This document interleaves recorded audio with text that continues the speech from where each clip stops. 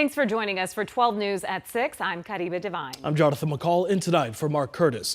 Our big story tonight, more and more folks are facing evictions as the Justice Courts report eviction filings hit a 14-year high during the month of August. The increase comes nearly a year after the moratorium on evictions ended.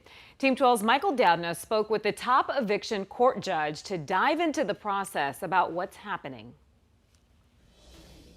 For more than a decade, Judge Anna Huberman has donned the robe.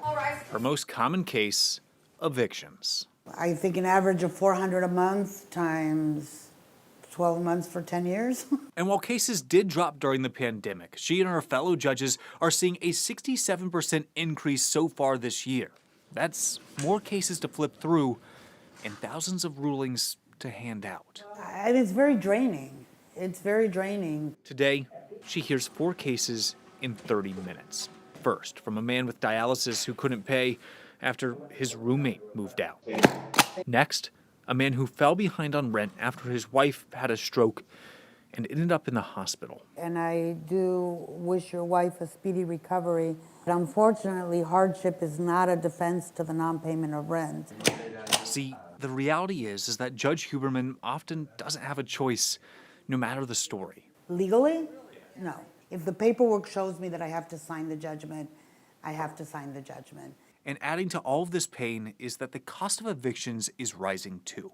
In the last decade, the average judgment is up more than $1,400. The total of the judgment now is $3,871.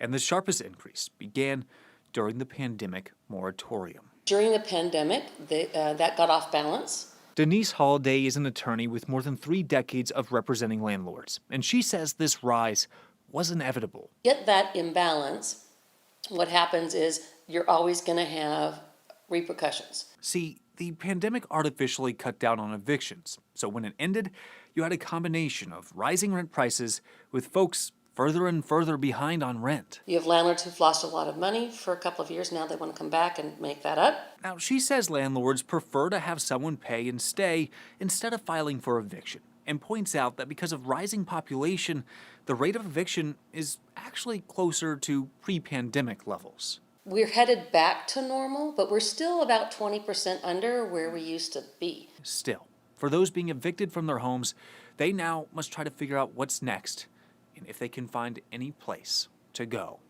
I'm not going to say it gets easier with time. I think you just get more used to it with time.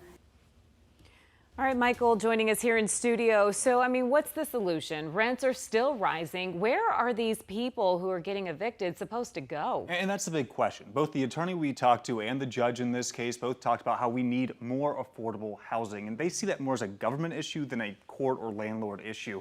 Because at the end of the day, if you have something like a voucher, a housing voucher, those can be very hard to use right now. Certain cities like Tempe, if you want to try to go to Section 8 housing, well, the application process is closed. So until you have more lower priced options, well, these people don't really have options, and it creates that cycle that people can run into, and there really isn't just a good ending to this. Yeah, for the judges who are hearing these cases, they're getting slammed right now. Do they have much discretion or any type of leniency when they're making these rulings? They don't. I mean, you can hear some of the saddest stories out there, and it's human nature to think that, hey, maybe that's the reason to give an extension to someone. There's these situations that no one could have potentially foresee, but there is no hardship exception here. So really the only options when they look at extensions is if the process wasn't followed correctly, like if they didn't give a 5 days notice or something like that. So if they didn't follow the process, then you get a delay. But anything else, well, you're probably have a pretty tough job of getting an extension. Yeah, and the landlords have to pay their bills too. Right, they do. They really do. Yep. All right, Michael, thank you. Thank you, Mike.